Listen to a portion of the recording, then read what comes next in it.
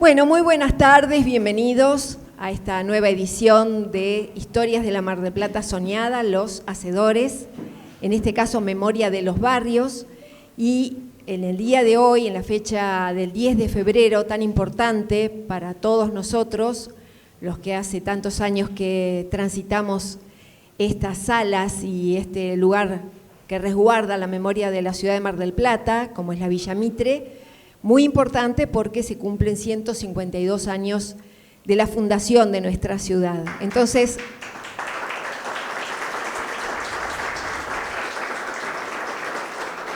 sin dudas, quiero saludar a mi amigo, nuestro amigo, amigo de la casa de toda la vida, Pablo Arauz, quien es descendiente, tataranieto de Patricio Peralta Ramos. Hoy estaba releyendo un poco la historia y realmente es fascinante toda la lucha, porque parece como sencillo decir, bueno, este es un lugar apropiado para fundar una ciudad, pero hay tantos intereses, tantas decisiones que tomar, la intervención del Poder Legislativo de la provincia, más allá de lo que es la cuestión política y la cuestión territorial. Por eso quisimos, de alguna manera, hacer un homenaje a ese fundador de la ciudad de Mar del Plata y relatar la historia de un barrio que es la cuna, o que tuvo su cuna, en la estancia Santa Celina. Por eso, y gracias también a la intervención de Pablo Arauz, pudimos conectarnos con el licenciado Lucas Noriega, quien ha hecho un trabajo que nos anticipan como excelente sobre Santa Celina. Así que los vamos a dejar con este título que promete mucho, que es Disfrutando Santa Celina. Muchas gracias.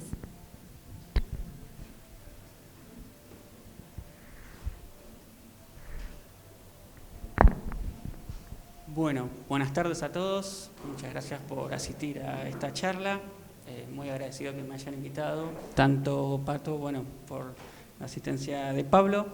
Durante este rato vamos a compartir un poco de la historia sobre el barrio de Santa Celina, un barrio que está ligado estrechamente a lo que es Patricio Peralta Ramos y la historia de la fundación de Mar del Plata, para ponernos un poco en contexto de cómo se fue forjando el barrio y cuáles fueron sus orígenes hasta la época actual.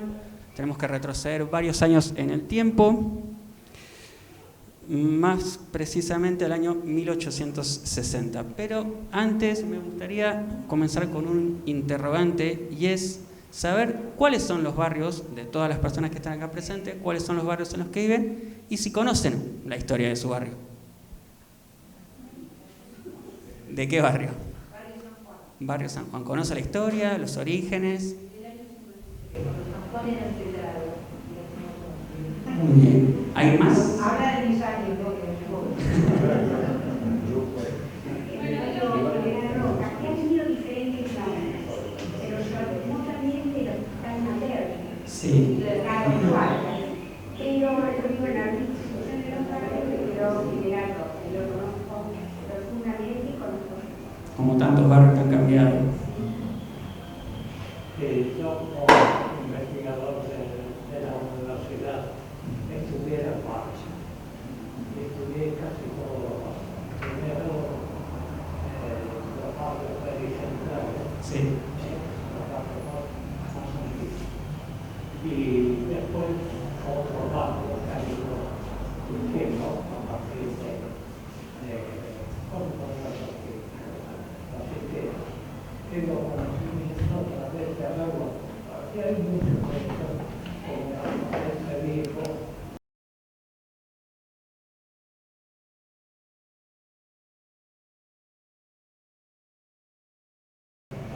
La historia de Mar del Plata. Bueno, yo puntualmente no soy de Santa Celina, soy del barrio San Martín, justamente uno de los barrios más antiguos de la ciudad. ¿Alguien más? Parque Chauvín. ¿Conoce la historia de su barrio?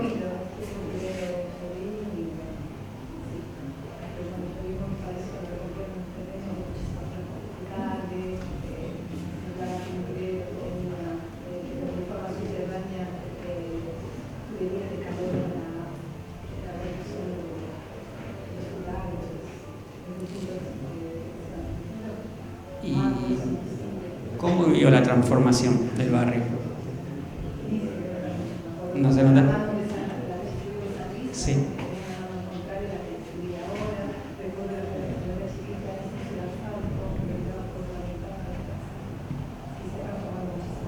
Bueno, grandes recuerdos. Bueno, vamos a comenzar.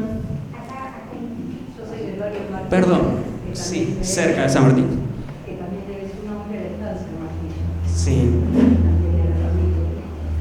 totalmente. ¿Alguien más? San José, Barrio San José. no conozco mucho de su historia, pero tiene... ¿Y no le intriga Sí, saber? me gustaría conocer. Me acuerdo que pasaba el tren enfrente de mi casa cuando la regulación iba a terminar.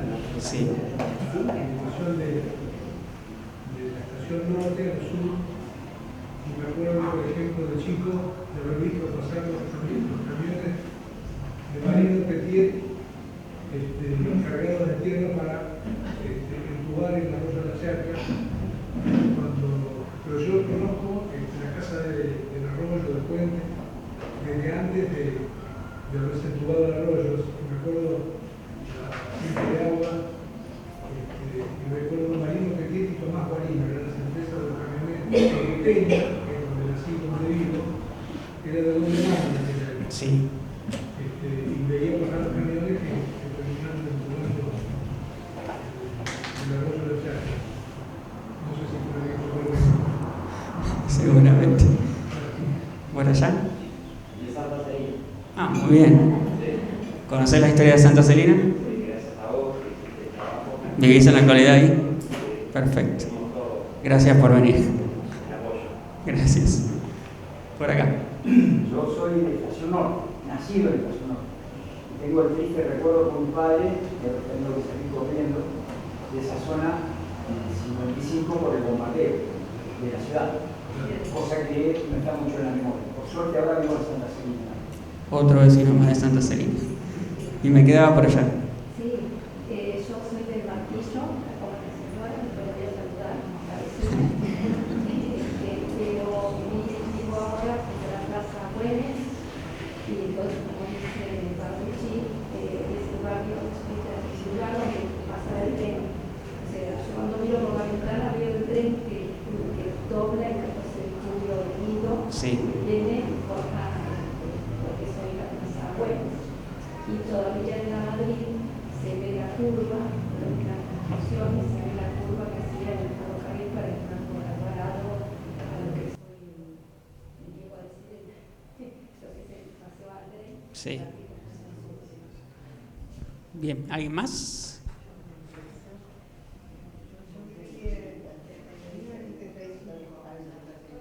¿En dónde, perdón?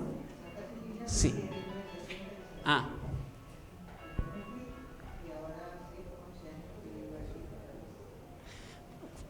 Más adelante vamos a ver, justamente tuve la oportunidad de entrevistar a una persona que vivió también en los años 70 en Santa Celina, aproximadamente unos 9 años, cuando él era más chico, y también tenía justamente esa experiencia de recordar el barrio en su juventud. Después, por cosas de la vida, se tuvo que mudar, pero también mantiene esos recuerdos vivos. Bueno, yo nací en el barrio General Roca, que conocí a una señora que cuando yo nací decía que era el barrio Jovín, y así tuvo mi nombre, les dijimos en un barrio materno y ahora vivo en Santa Celina. Y no voy a ser como la señora que va a saludar a la vecina porque si no, no me voy más.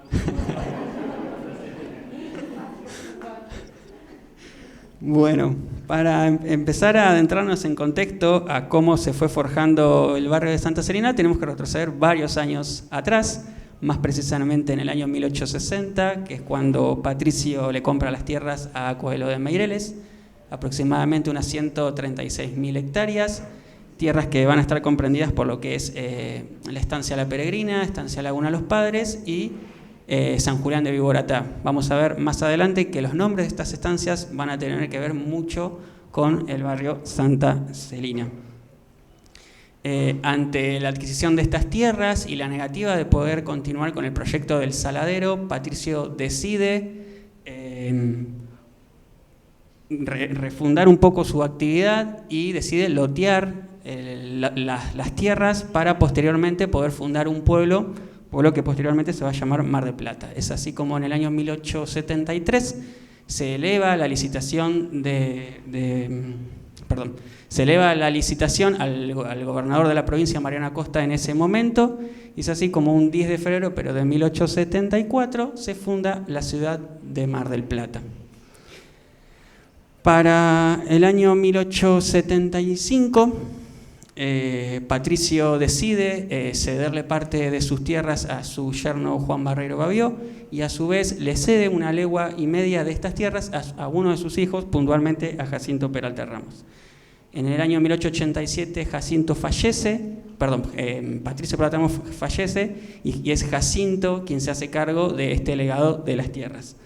En el año 1891 Jacinto decide fundar un pueblo que primeramente fue denominado Cabo Corrientes y posteriormente Pueblo Peralta Ramos, pueblo que va a estar delimitado por la avenida Mario Bravo, la avenida 515 y desde la costa hasta lo que es el actual Camino Viejo hacia Miramar. Van a ver que estas delimitaciones van a tener una suma importancia para la familia Peralta Ramos porque ellos tomaban como punto de referencia y de cierre de la ciudad la avenida Mario Bravo.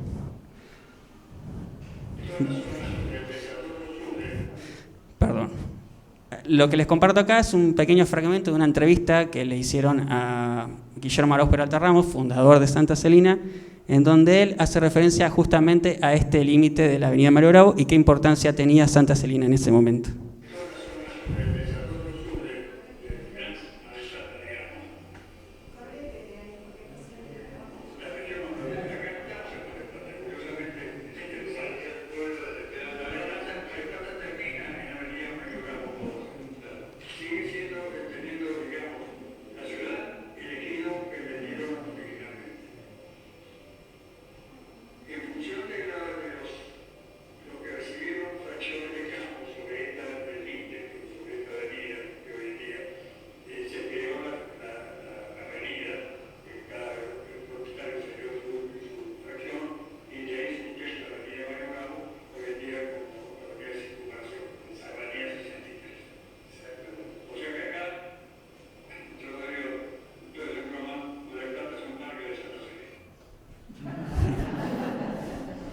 Tenía razón. Lo he escuchado en varios fragmentos, justamente eso.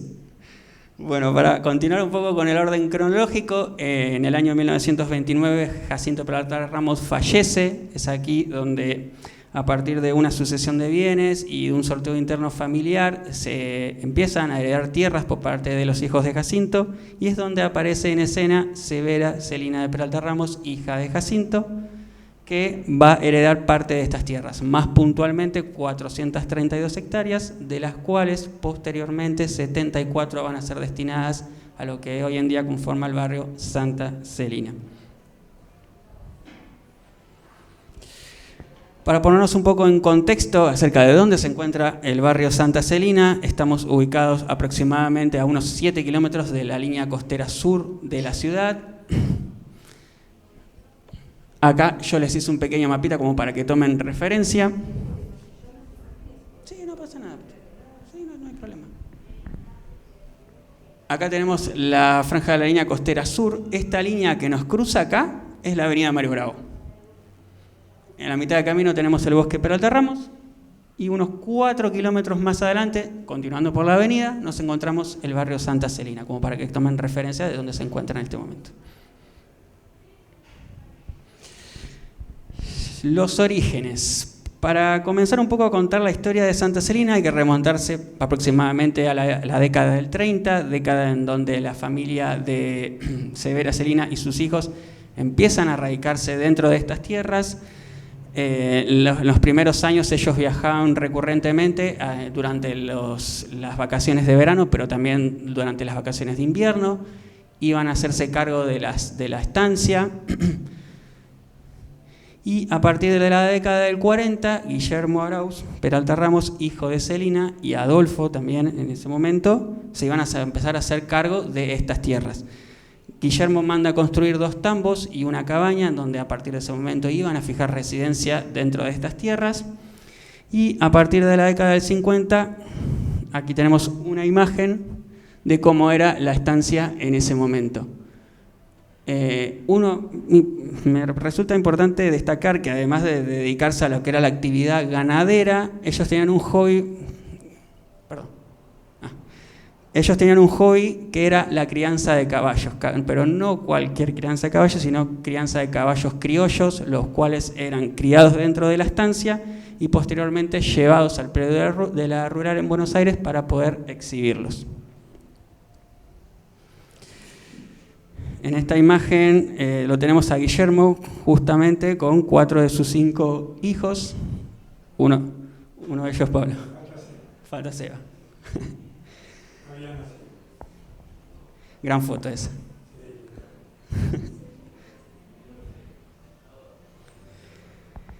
Y a partir de la década del 60 ya empieza a forjarse fuertemente este proyecto, esta idea de Guillermo Arauz Peralta Ramos de poder conformar un barrio. Antes de la década del 60, más puntualmente en el año 1946, Guillermo se recibe como arquitecto y ya empieza a tener justamente esta idea de poder conformar un barrio, no cualquier barrio, sino un barrio con características únicas, naturales, quizás mejor denominado como barrio jardín. Estos espacios que tengan corredores naturales, que puedan tener esa interconexión entre los vecinos. Pero para que este proyecto sea aprobado debían cumplirse 2 requisitos fundamentales. El primero era la delimitación del mismo, cuáles eran las calles que iban a delimitar justamente el barrio, y el segundo, y más puntualmente, fue el trazado de las mismas. En esta imagen que les comparto es un mapa oficial de Santa Celina. Como les comentaba al principio, tanto las estancias de la familia Peralta Ramos que les comenté forman parte de hoy en día del nombre de la mayoría de las calles que integran el barrio. Tenemos la avenida Mario Bravo por este lado, la avenida 10 de Febrero, la avenida Cabo Corrientes y Estancia Laguna de los Padres. Un pequeño detalle que quizás los que ven la imagen la pueden observar es esta curva. ¿Alguien sabe, los no vecinos de Santa Celina, por qué es esa curva? ¿Intuyen?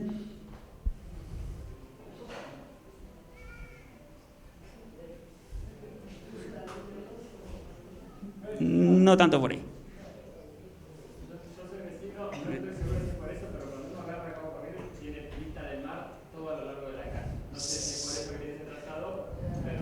No. Bien, esa curva que ustedes ven ahí es una cantera natural. Es una cantera natural. Cantera que fue explotada hasta finales de los años 60, hoy en día no tiene uso, y de la cual se extraía piedra cuarcita o mayormente piedra Mar del Plata, que es la que reviste la mayoría de los chalets de acá de la ciudad. Si prestan atención al mapa, van a darse cuenta que el diseño que tiene el mismo, el trazado no es un trazado normal como el que vemos, por ejemplo, en la ciudad de Mar del Plata, que es un trazado cuadricular. La mayoría de los espacios, estos verdes que se ven dentro del mapa, son justamente corredores naturales. La idea de Guillermo, era que el barrio tenga esos corredores naturales, esos espacios verdes que conecten las casas con la naturaleza, porque su propósito era que se genere una relación intervecinal, pero también de que el barrio Santa Celina tenga esos espacios peatonales para que la gente pueda circular libremente por el lugar.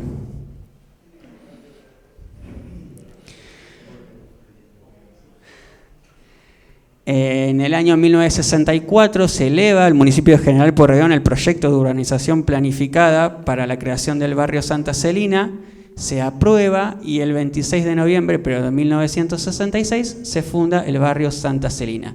El nombre corresponde justamente, que es un homenaje que le hace Guillermo justamente a su madre, por eso el nombre de Santa Celina.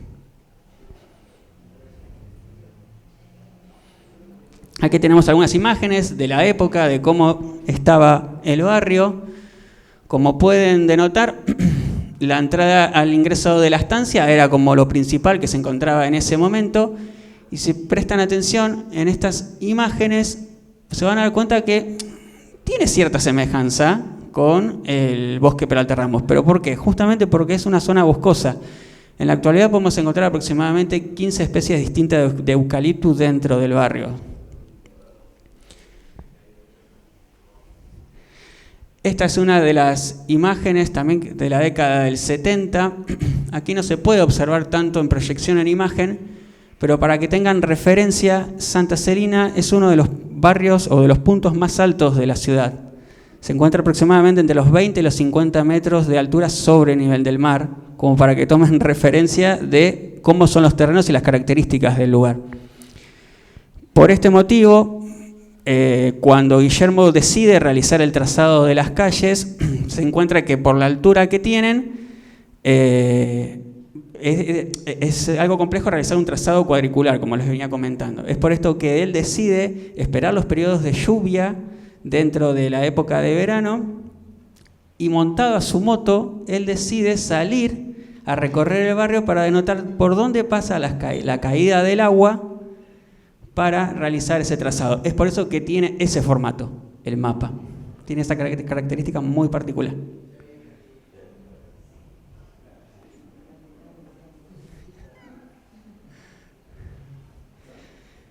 Ya para inicios de la década del 70 empiezan a concentrarse las primeras familias, aproximadamente unas 15 se encuentran para el inicio de la década, pero también empiezan a radicarse las primeras empresas dentro del barrio, algo no tan usual para la época. Una de las primeras empresas en radicarse es Entel. Justamente en el año 1976 presenta un proyecto y empieza la construcción de una antena de telecomunicaciones, antena que se va a inaugurar posteriormente 2 años después para lo que fue justamente el Mundial de Fútbol de aquí en Argentina, más puntualmente en Mar del Plata en el 78. La antena de telecomunicaciones fue instalada por la empresa Ítalo-Argentina Techin, con insumos traídos desde Francia, con componentes traídos desde Francia e insumos traídos desde Japón. Puntualmente. Hoy en día hay un proyecto que fue presentado por los vecinos que es para utilizar la antena como mirador. Así que se los dejo a futuro para si algún día, el día de mañana, quieren recorrer el barrio y utilizar la antena como mirador, todavía está en proyecto. Ya para inicios de la década del 80 empieza a haber un quiebre social, pero de manera positiva. El primero tiene que ver con que la provisión de agua hasta ese entonces se hacía justamente desde el casco de la estancia. Como los terrenos no tenían todos la misma altura, había terrenos que estaban por arriba del casco de la estancia y había terrenos que estaban por abajo, no recibían la misma presión de agua de igual manera. Por este motivo, un grupo de vecinos decide reunirse y hacer un reclamo a la empresa de obras sanitarias, la cual le recomienda crear una personería jurídica para que el Estado los pueda reconocer justamente como una entidad civil. A partir de este momento, el barrio es reconocido como una entidad civil y allí nace la Asociación Vecinal de Fomento de Santa Celina. El segundo quiebre social es justamente un evento social que hasta hoy en día para la mayoría de los vecinos es considerado el más importante dentro del barrio, y es el evento denominado el evento de Navidad. El evento de Navidad consistía en recorrer el barrio con uno de los vecinos, Luis Bentivoglio en ese momento, y Rita Sáenz, quienes estaban a cargo de ese recorrido. Se vestían de Papá Noel, recorrían el barrio, regalaban juguetes y caramelos a los chicos y finalizaban el recorrido en uno de los lotes del barrio con el resto de las familias que vivían para cantar villancicos. Eso, aunque parezca algo que no es tan normal, eso realmente va a generar esta mancomunión, esta unión vecinal para los vecinos que va a generar mayores éxitos más adelante. Para la década del 90 y ante esta serie de reclamos que generaban los vecinos, se eleva una petición para crear un espacio recreativo y de reuniones sociales para los vecinos. Es así como en el año 93 se inaugura la plazoleta de las estancias, justamente en honor a las estancias de la familia Peralta Ramos.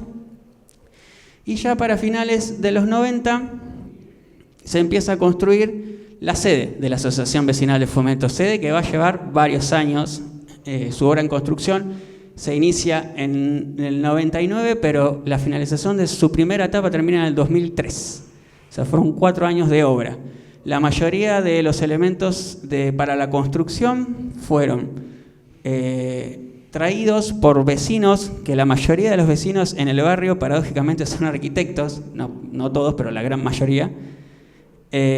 Consiguieron materiales de una obra en construcción y también fueron ellos quienes emprendieron la mano de obra para poder construirla. En el año 2005 y a través de un subsidio del gobierno nacional se logra poder construir un segundo módulo y en el año 2010 se construye el tercer módulo y final que hoy en día se encuentra dentro del barrio. La mayoría de las actividades que se brindan dentro de la Asociación Vecinal de Fomento tienen que ver con lo social, con lo recreativo y con lo cultural. Década del 2010, aquí va a haber un quiebre demográfico dentro del barrio. Hasta el año 2010, aproximadamente eran 120 familias las que vivían en Santa Celina. A partir del crédito por crear, pasaron a ser 350, que son más o menos las que viven hoy en la actualidad. Hay relatos que describen que se llegaron a ver hasta 10 obras en construcción para ese momento, cosa que no se había visto nunca. 10 obras en construcción en paralelo, perdón, cosa que no se había visto nunca. Para el año 2016 se celebra el 50 aniversario de la fundación del barrio. En esta imagen, no lo tenemos acá. En ese evento se le entrega una placa y se hace una mención especial a Guillermo Arauz. Y paradójicamente ese fue el último evento social en Santa Celina donde se lo pudo ver. Al año siguiente, el 21 de mayo de 2017, Guillermo fallece a sus 96 años. Año 2020, como todos sabemos, pandemia, terminamos todos encerrados. Y aquí, año 2021, por supuesto que la historia del barrio continúa, pero es aquí el año en donde yo ingreso para trabajar justamente desde este aspecto social y cultural.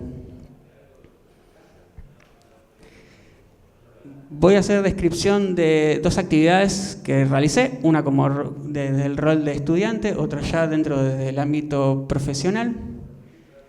El primer proyecto que nace se llama Proyecto Construyendo Identidad dentro de Santa Celina. En ese momento me encontraba cursando el tercer año de la carrera de licenciatura en turismo y nace esta idea de poder trabajar con el barrio. Esto surge a partir de las prácticas sociocomunitarias que se brindan dentro del ámbito institucional y son acciones que realizan los estudiantes. Estas acciones por involucrarse con la comunidad, de poder tener un campo visual un poco más real fuera del ámbito institucional. Y es aquí donde, a través de una entrevista que realizamos con la presidenta de la Asociación de Fomento en ese momento, llegamos a la conclusión de querer trabajar a través de este proyecto de identidad, pero que la mayoría de los vecinos no podían realizarlo por una cuestión de carencia de recursos y de tiempo a la vez.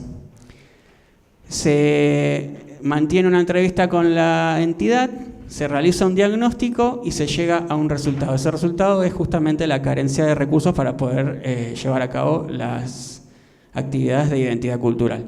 Se presentan una serie de propuestas que las tenemos detalladas aquí. La primera propuesta fue la construcción de una línea del tiempo, una construcción que va a llevar toda esta cronología que justamente les vengo contando hasta la actualidad de hoy en día del barrio de Santa Celina. La segunda propuesta tiene que ver con una recopilación de material audiovisual, una serie de entrevistas que realizamos, tanto a vecinos y referentes del barrio, como a vecinos locales, vecinos actuales, porque nos interesa mucho la mirada del vecino que llega hoy en día, porque marca un poco ese paradigma de saber qué les llama la atención de Santa Celina y por qué llegaron a ese barrio. La tercera propuesta tiene que ver con la elaboración de un álbum fotográfico. Durante las entrevistas que le realizamos a los vecinos, convocábamos a ellos que revisen sus álbumes fotográficos y que podamos acceder a ese archivo para que podamos recolectar toda esa información y poder brindarlo a la Sociedad de Fomento, que hoy en día se encuentra dentro de la sede, abierta a todo el público. Esta es la línea del tiempo que está emplazada en la Asociación Vecinal de Fomento. Como pueden observar, está toda la cronología del barrio. Este es el álbum fotográfico, que en realidad es un libro que presentamos. También está dentro de ese momento. No lo tengo en un archivo físico, pero sí lo tengo en un archivo digital. Si después más adelante lo quieren ver, lo mostramos sin ningún problema. Y acá sí, esto es la presentación de la serie de entrevistas que realizamos a la mayoría de referentes. Es sin sonido, no se preocupen. La mayoría de referentes del barrio. A partir de ello pudimos reconstruir justamente la historia para la línea del tiempo. Este es el vecino que yo justamente mencionaba, que vivió durante 9 años en Santa Celina cuando era chico.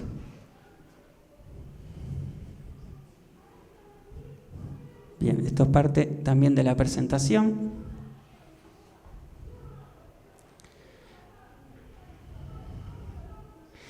Y aquí aparece la segunda actividad, que se llamó Descubriendo Santa Celina Recitours.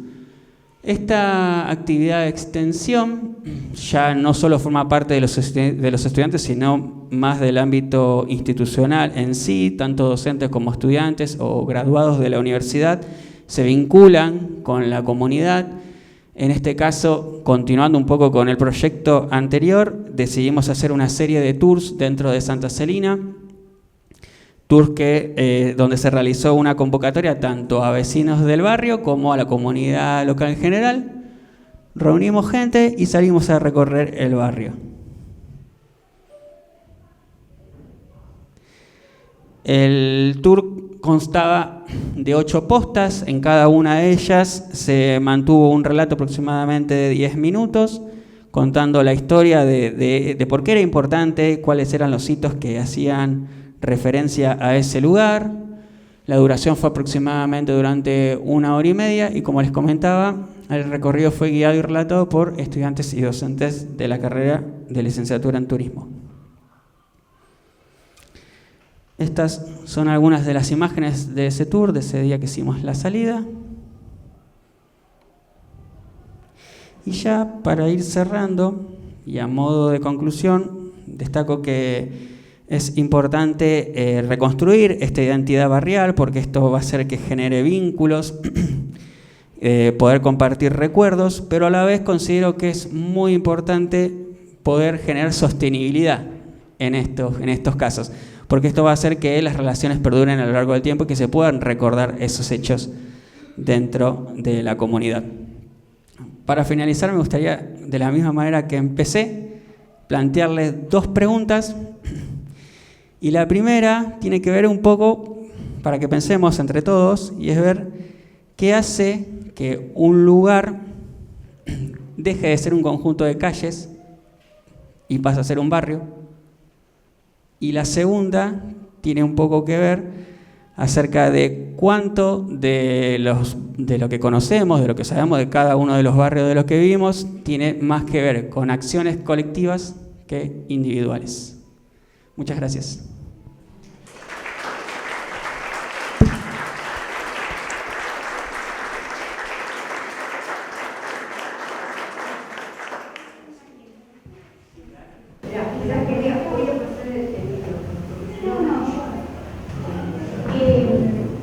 Vos dijiste que en un determinado momento, creo que alrededor de la década del 78, con el Mila, se empezaron a instalar empresas. Y hablaste de Entel. ¿Fue la única que se instaló? En la actualidad sí. En la actualidad es la única que perduró. De hecho, hoy en día sigue estando. ¿Y hay negocios, hay comercios también en el barrio?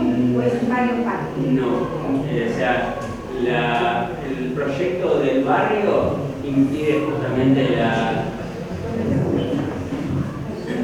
El proyecto del barrio, cuando fue presentado, impide justamente la realización de actividades comerciales. O sea, no hay comercios. No hay comercios. Igualmente, en el proyecto original había una zona de la comercial. Estaba destinada en el mapa. Sí. Exactamente. En la actualidad no hay comercios habilitados. Hay una plaza, una peluquería Ah, y varios talleres y una bobería. Pero habilitado un nivel. Y si primero, ¿no? Sí, primero. Ah, es primero también, con eso lo recibí. Sí, yo quería hacer una pregunta, más a las dos preguntas que dijiste al final. Dado que fue parte de mi estudio, Mar del Plata, cuando estaba en Córdoba, haciendo la tesis en arquitectura. Y Mar del Plata tiene un tema. Vos dijiste la construcción conjunta de un barrio, y en el caso de Santa Celina, en realidad, hay desde el principio una postura muy personal de un heredero de las tierras, digamos, que se anima a hacer un proyecto que tiene más bien que ver con un socialismo utópico, de ceder gran parte del negocio, que implica hacer un loteo, ¿no?, con terrenos, calles y demás, y servicios, etc., en beneficio de quienes vamos a habitar, o tenemos la suerte de habitar el barrio, que son los espacios públicos verdes. Eso es, por un lado, la configuración del barrio, que es topográfica, y por otro lado, la cesión privada de espacio público es algo que no existe en Mar del Plata en otro barrio.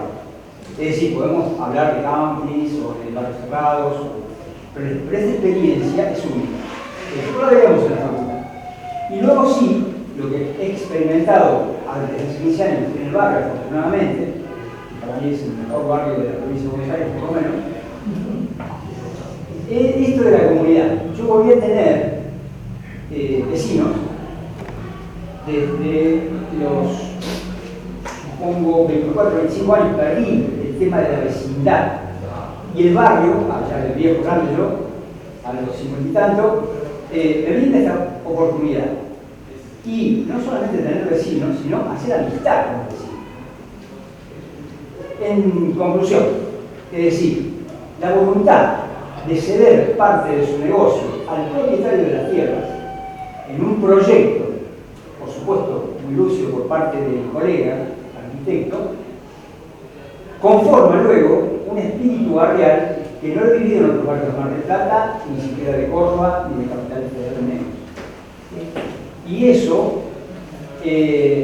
es un gran acierto por parte del tutor, don Guillermo Atila, que lamentablemente se ha distorsionado porque gran parte de los espacios verdes que figuran en el plano subjaponés, que son 16 hectáreas, si no estoy confundido, en superficie, hay grandes sectores que lamentablemente han sido cerrados por los no vecinos. Y por lo tanto se pierde el carácter del espacio público, en contradicción del mismo Código Civil. Atenti a teatro. Lo que pasa es que el Poder de Policía es de la municipalidad. Y tenemos un mal congénito en Mar del Plata. Porque cuando yo vuelvo a mi ciudad natal, en Mar del Plata se ha normalizado el sentido de que lo público es de nadie. Lo público es de nadie, no es de todos. Lo fue sí en épocas socialistas, ¿no?, con el barrio y con otros intendentes, porque lo he estudiado. Yo no vivía todavía. Pero digo, se ha perdido la playa, se ha perdido la flor automotor, se ha perdido el paseo, lleva un nombre personal de un negociante de Mar del Plata, se han perdido los baños que había entre el hotel provincial en plena costa de Mar del Plata, en Toscas, se perdieron esos baños públicos en beneficio de este paradigma, digo, que se crea en Mar del Plata, ¿no? Mar del Plata, el espacio público es de nadie. No es de todos.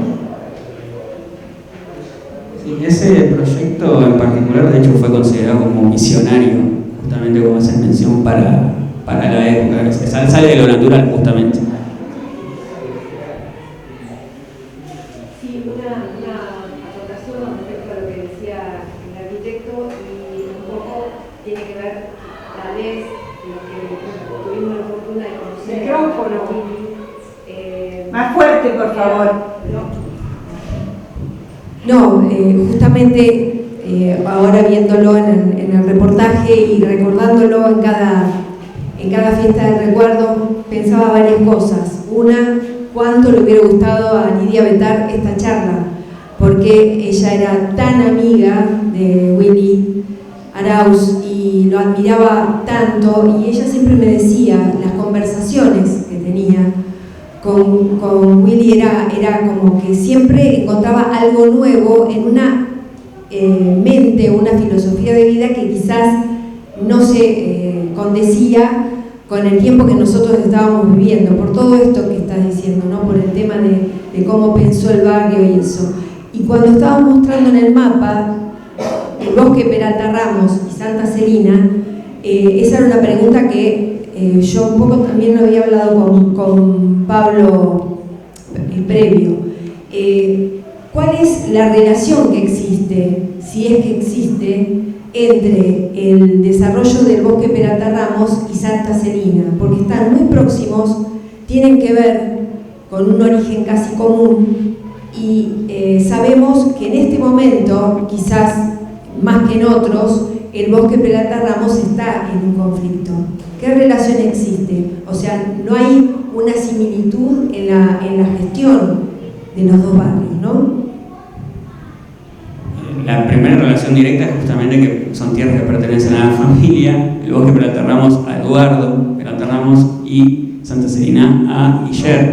El bosque de Jacinto, perdón. Inclusive los dos teos son más o menos del mismo año. En realidad eso iba a ser un desarrollo forestal y Santa Celina no. O sea, son dos cosas totalmente diferentes, inclusive las declaraciones que tienen hoy en el municipio. Pero bueno, en algún momento alguien habrá pensado que quería darle otra importancia y otro destino al bosque, que era de la Ramos, un hermano de mamá de Celina, y lo que iba a ser un desarrollo de madera, pero transformarlo en barro. Claro, lo conoce bien Sí, Pablo me corregirá, pero destinos similares, el Jardín de Peralta Ramos, Nuevo Gol, eran, si no me equivoco, entre Selena y Arturo, sus hijos y nietos, hicieron, bueno, ya que existió en su momento, historias parecidas, pero que tomaron un rol diferente. Yo ahí leía, algo relacionado con el sol. Sí. Que no sé a qué se refería, pero esa es una de las diferencias que tiene el bosque Peralta Ramos con Santa Celina. Yo, por ejemplo, soy de Santa Celina. Ahí veo sol. Por eso, ahí no sé a quién se refiere. Bueno, justamente es por la altura de los terrenos. Y recuerdo en una entrevista que vi de Guillermo que él justamente también mencionaba que, teniendo en cuenta la altura del barrio Santa Celina, en el horizonte se podía llegar a observar la llegada de la Fragata Libertad, cosa que hoy en día, por la cantidad de construcciones que hay, no se puede ver. Esa imagen casualmente pertenece a este archivo histórico, lo sacamos de acá. Igualmente, hoy en día desde el balcón se ve. Sí, desde el balcón sí. Pero nada, se ve la Torre Sheraton y el mar. Sí. Y hay que ver qué pasa con el nuevo barrio de Santa Lucía de Village y sus construcciones, no nos tapan la vista, pero hoy en día todavía se ve. Sí. Arquitecto.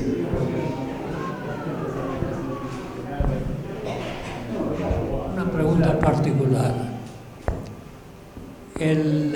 La presencia del delito, ¿qué nos podés decir? Bueno, como seguramente en la mayoría de los barrios existe, lamentablemente no creo que ninguno de los que estamos acá presentes o de la ciudad en sí está exento de estos casos. Lamentablemente sí, existe. No seguramente con la magnitud de la mayoría de otros barrios de la periferia, mucho más grandes que este, pero existe. ¿Qué tipo de delito? Robos, usurpaciones. Durante la época de las construcciones se robaban materiales. Y los espacios verdes también. Y los espacios verdes mismos. Es el argumento del delito contra un delito. De los espacios verdes, porque lo que dice Chusser, no voy a decir con palabras como él las piensa, pero dice un prolijo, hay mucha gente que usurpa los espacios verdes diciendo que no quiere brindar un espacio público porque corre riesgo que se le metan por el fondo de la casa. Pero en realidad es una usurpación del espacio público que también es un delito. Entonces es un delito con la bandera de que Bueno, hoy en día la imagen de la plazoleta de las estancias que les mostré, en la actualidad lamentablemente está rodeada por construcciones. Yo esa imagen cuando era chico no la tenía. Hoy en día todo el frente de lo que es la plazoleta da a espaldas de la mayoría de las casas que están construidas. está todo alambrado. No solamente no pensaba, o sea, cuando él destina ese espacio de no sé cuántas hectáreas que vos dijiste, ese espacio verde, que justamente para la seguridad. Vos tenías un terreno de 600 metros y lo hacías bien, porque vacías, exactamente. Sí. Pasa que la ciudad ha crecido mucho en estos últimos años. Y quizá el tema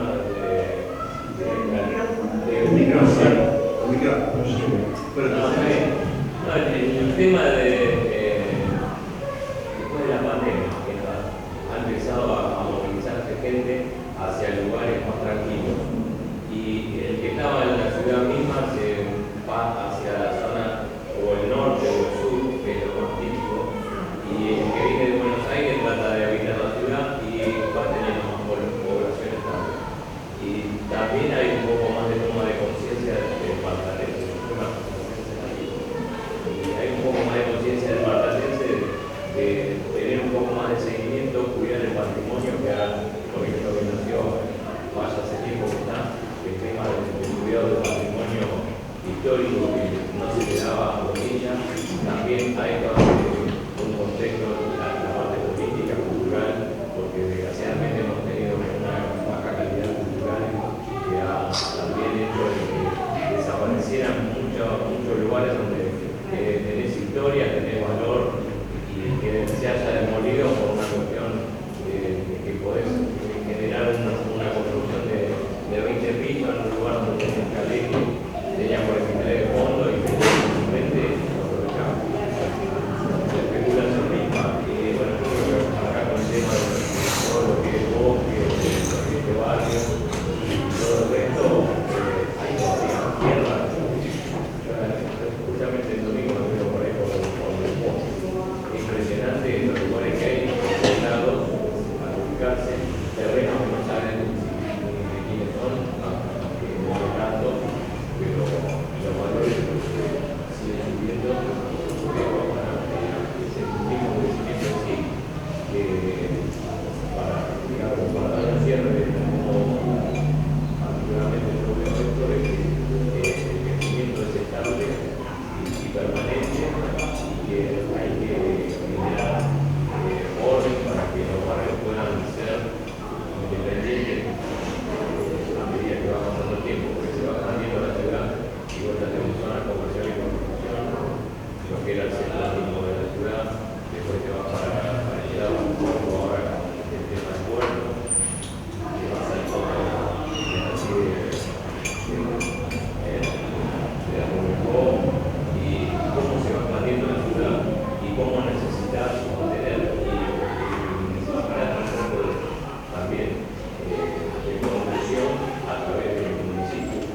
También eso yo creo que hay que crear, es fundamental crear una institución que empiece a nuclear centros en cada zona para poder llegar a una concreción de un trabajo más comunado y buscar orden. A mí me parece que en realidad Mar del Plata, como decía, severamente crítico al principio, como una ciudad que en realidad no es de los marplatenses, que es creada por una élite, eso lo sabemos, en función de terrenos que, bueno, fueron, digamos, conquistados por una campaña del desierto, que hacemos un poco de historia, sabemos de dónde vienen los antecedentes. Sienta otros antecedentes, es esto de que el espacio público es de nadie.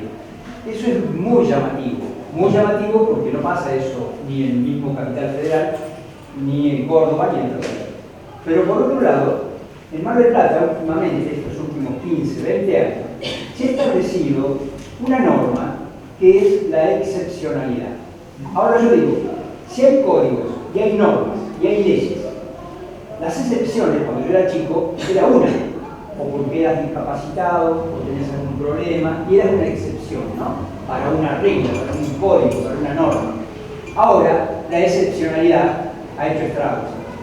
Digo, desde la parte urbanística, porque hay sombras sobre las playas, que no tendrán que haber sido permitidas, hay cuestiones de terrenos para la terminal sur, y esto lo saben muy bien los arquitectos, he participado con Torres Cano en alguna charla que dio justamente. La esposa del entonces gobernador donó 4 manzanas para hacer la estación de ferrocarril. Cuando yo conocí, en los años 50, ya no era estación de ferrocarril, era estación de ómnibus, y habían desaparecido, 2 de las manzanas, porque quedaban 2. Ahora, desaparecieron las 4, porque estas 2 ya no son públicos, sino que son privados. Por lo tanto, hay una progresión donde gana la excepcionalidad a lo establecido como norma. Y esto, la verdad, que merece no solo una crítica, sino una atención por parte de las autoridades gobernantes, cualquier sea el signo político. Porque digo, en el barrio también tenemos problemas. Hay, para cada barrio, para cada zona de Mar del Plata, está instituido un código de urbanización y de construcción. En nuestro barrio, yo digo nuestro porque ya me querencié, no se podría haber construido nunca lo que se ha hecho en muchos lugares, que es una medianera, por ejemplo, de ladrillo, de 3 metros de alto o de 2 metros de alto. Ninguna, porque estaba ya instituido en el código. Ahora, tenemos lamentablemente una cultura tan voluble que adoptamos las excepcionalidades. Yo creo que también dado por la parte financiera que estábamos diciendo, porque manejan las irregularidades aportando un sobre, y eso creo que es indiscutible. Y quienes hoy son los que ponen el capital, los que tienen, la persona que tiene el hotel provincial, el Hermitage, viene Coto, viene Urbo Ipsa, todos son monstruos que no pueden competir desgraciadamente. Porque ¿quién puede llegar a tomar posesión de un espacio comercial que le dé vida a la ciudad? Hoy, desgraciadamente, está todo concentrado en monopolio. Yo creo que un poco, concluyendo toda esta hermosa charla que ha dado Lucas, no porque quiera suspender el debate, que me parece maravilloso, sino ir al objetivo de esta serie de charlas, que es Memoria de los Barrios, porque de esa manera se construye identidad, de esa manera nos damos cuenta de lo que pone cada individuo en esta construcción colectiva que es el paisaje de su barrio. Cuando uno va habitando los barrios, se cría en el barrio, después lo siente tan propio que cada agresión a ese barrio se transforma realmente en una agresión. Yo, 25 años que trabajo con Dejan, hace 20 años él empezó a trabajar con el proyecto de depositario de las memorias barriales y ese depositario era la estación ferroviaria. Eso es un poco como que se dio esta temática y yo le dije, bueno, por ahí se reflota un poco esto de depositario de las memorias barriales, porque creemos que es la manera de construir un vínculo también entre todos los que habitamos la ciudad de Mar del Plata. Que en definitiva todos estamos en desacuerdo con lo que está en desacuerdo el arquitecto, con lo que está en desacuerdo cualquiera que habite un lugar en el que se fue a vivir por las características que tiene ese lugar. Y de pronto se encuentra con que empiezan a surgir torres y empiezan a modificarse. Yo que tengo mi familia viviendo en el sur de Mar del Plata, que era campo y allí estaban los chicos haciéndose su casa, ahora cuando vamos para allá y veo todas estas grandes desarrollos, centros comerciales unidos al desarrollo de los Andes, entonces es otro paisaje, es otra Mar del Plata. Pero bueno, el objetivo de esto era un poco en el día de la fundación de Mar del Plata, que nunca por esta generosidad, esta hermosa charla, nos pudiera poner en contexto de qué era lo que un poco se traía de aquellos que pensaron la ciudad por primera vez o que tuvieron la oportunidad de pensar un barrio como Santa Celina y de planearlo y de desde un lugar quizás utópico poder hacerlo. Eso es lo que a mí me llama la atención, ¿no? Me parece espectacular. Yo tres cositas, un poco lo que dijeron ahí, que aparte había pensado en lotes más chicos de 600 metros cuadrados, justamente para notificar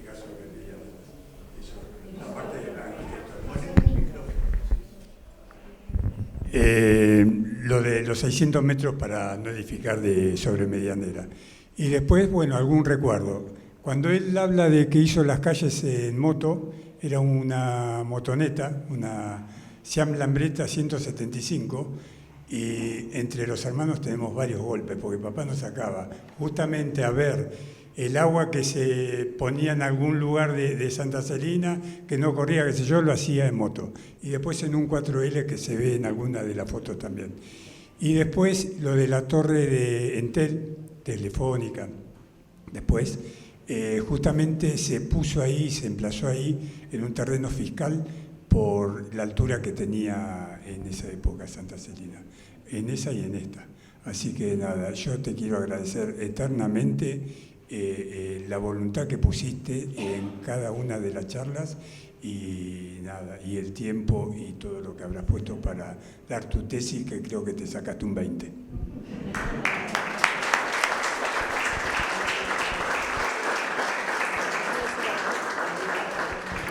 Bueno, sí, una última. Espera, que estaba pidiendo Deschamps. Sí, él tiene todas las condiciones para ser considerado reserva forestal. De esa manera tendrían la posibilidad de trabajar con el municipio en función de elaborar un paisaje, etcétera, es decir, poner el verde como protagonista del barrio. Yo creo que habría que hablar con la gente de la sociedad de fomento y proponérselo, ¿no es cierto? Gracias. La última cosa, primero nos responde el señor, yo ahora te las comento por este mucho tiempo, se hicieron gestiones desde el 85 que se hizo las comentas, se hicieron gestiones para que se reconozca como reserva forestal, nunca se recibió de la municipalidad un acuerdo favorable, que me corrija Gastón, es el último tiempo. Y la última cosita, antes de que se termine, están todos invitados a conocer el barrio, es un barrio hermoso, así que acérquense, cualquier cosa preguntan por mí, yo soy José Chuza Ledesma. Creo que estuvimos en el Consejo de Cultura, creo. No me acuerdo, pero me acuerdo el nombre tu nombre. No, ya sé que es él, pero me acuerdo del arquitecto, por eso no dije Chuza porque digo tan confianzuda. Bueno, muchísimas gracias, fue una hermosa charla para el 10 de febrero, muchísimas gracias y los invito a todos, ya que estamos, mañana presenta su libro Virginia Echarren, que ha dado una charla preciosa sobre la perla, que se titula Cuando se pinta la historia, que es la historia del mural de Copini. Para nosotros es muy importante porque tiene que ver también con dos personas que queremos mucho, que es la arquitecta Graciela Di Iorio, que es la vicepresidente primera de nuestra asociación, Deschamps es el vicepresidente segundo también, acá estamos rodeados de arquitectos, y el arquitecto Germán Klinspor, que fueron los que hicieron el rescate de ese mural, y bueno, toda una historia maravillosa con ese mural. Mañana los esperamos a las 6 de la tarde y luego sí haremos un pequeño brindis por el aniversario de Mar del Plata, así que los esperamos a todos. Muchas gracias.